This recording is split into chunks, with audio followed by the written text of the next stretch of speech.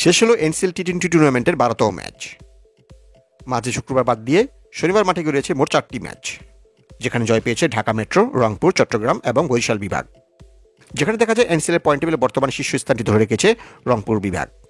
এছাড়া বরিশাল বিভাগ মাত্র একটি ম্যাচ জিতেই উঠে এসেছে পয়েন্ট টেবিলের উপরের দিকে। তো চলুন এক নজরে দেখে নিই এনসিএল এর 12তম ম্যাচ শেষে পয়েন্ট টেবিলে কোন দল কোথায় অবস্থান করছে। এনসিএল এর পয়েন্ট টেবিলে বর্তমানে 1 নম্বর স্থানটি ধরে রেখেছে রংপুর বিভাগ। এখন পর্যন্ত 3 ম্যাচ খেলে তারা জয় পেয়েছে 3 ম্যাচেই, হার নেই কোনো। তাদের পয়েন্ট এখন 6 এবং নেট রান রেট +1.513। পয়েন্ট টেবিলে বর্তমানে 2 নম্বরে রয়েছে ঢাকা মেট্রো। এখন পর্যন্ত 3 ম্যাচ খেলে তারাও জয় পেয়েছে 3 ম্যাচেই, হার নেই কোনো। তাদের পয়েন্ট 6 এবং net run rate +0.776। Point table 3 নম্বরে উঠে এসেছে চট্টগ্রাম বিভাগ। এখন পর্যন্ত 3 ম্যাচ খেলে তারা জয় পেয়েছে 2 ম্যাচে, হার 1 ম্যাচে। তাদের পয়েন্ট এখন 4 এবং নেট রান রেট +1.049।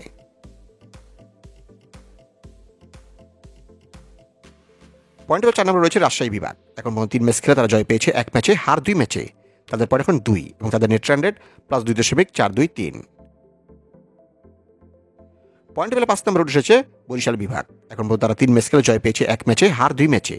তাদের পয়েন্ট 2 এবং net run rate -0.400। Point table 6 নম্বরে নেমে গেছে ঢাকা বিভাগ। এখন পর্যন্ত 3 ম্যাচ খেলে তারা জয় পেয়েছে 1 ম্যাচে, হার 2 ম্যাচে। তাদের পয়েন্ট 2 এবং নেট রান রেট -1.677।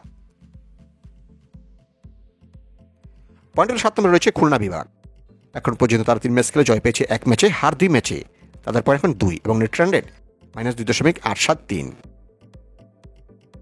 এবং পয়েন্ট টেবিল একেবারে তলানিতে রয়েছে সিলেট বিভাগ। এখন পর্যন্ত তারা 3 ম্যাচ খেলে জয় পায়নি কোনো ম্যাচে, হার 3 ম্যাচেই। তাদের পয়েন্ট 0 এবং নেট রান রেট -1.067।